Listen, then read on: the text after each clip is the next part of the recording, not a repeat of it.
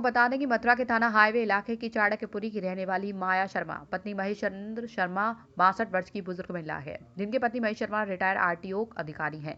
इसी के उनकी छोटी बहू जो कि काफी उन्हें परेशान कर रही है। उनका कहना है कि हमारे परिवार का लगातार मानसिक उत्पीड़न किया जा रहा है।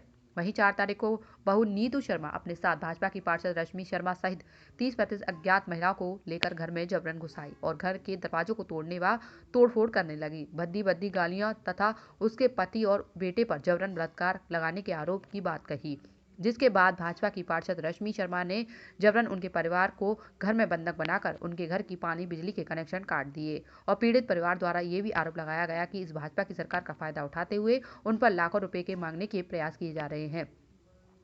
जबकि पीड़ित के बेटे दुष्यंत का कहना है कि भाजपा की पार्षद जिसने मेरी पत्नी का साथ देने के बहाने हम पर दबाव बना रही है, उसे मेरी पत्नी के साथ मेरा कोर्ट में तलाक का केस भी चला रहा है और बच्चों को भी लिखित सहमति के साथ मेरे माता पिता को सौंप कर गए थे, जबकि आज भी मैं उसे अपने साथ रखने के लिए तैयार हूं, मगर उसने पहले से भी मेरे ऊपर कई बार कातिलाना हमले किए हैं और उसे जो कुछ करना है करे, मगर मेरे बुजुर्ग माता पिता के घर पर जाकर उन्हें क्यों परेशान किया जा रहा है।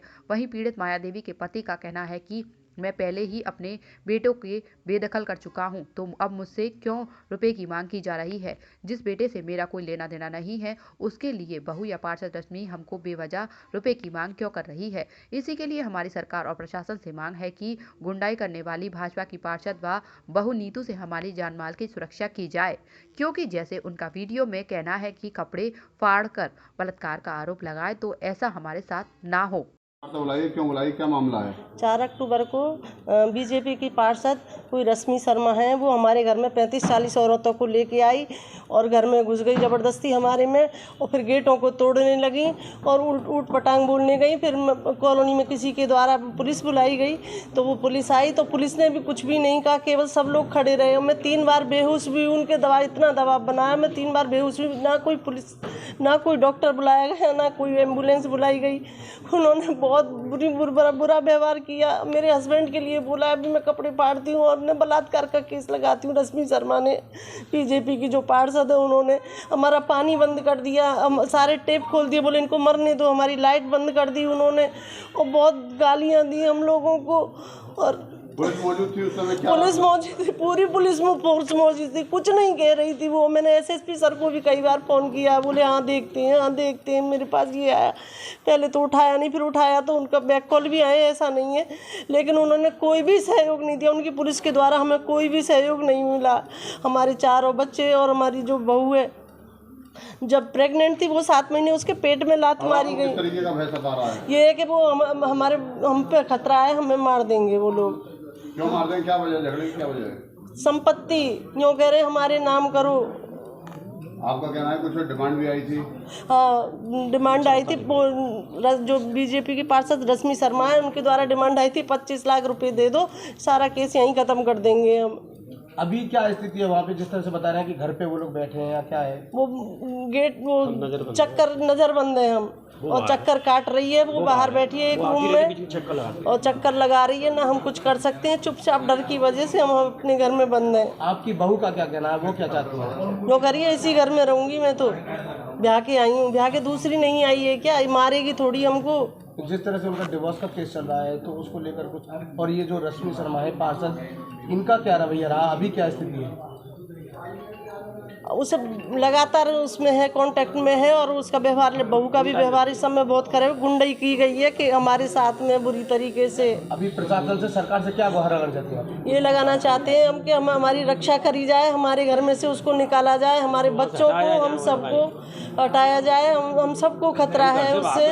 इस बेटा घर में नहीं आ पा रहा है। जब पति को, जब बुढ़े आदमी को जब बलात्कार के लिए लगा सकती है, तो मेरे बेटे के लिए क्या करेगी वो?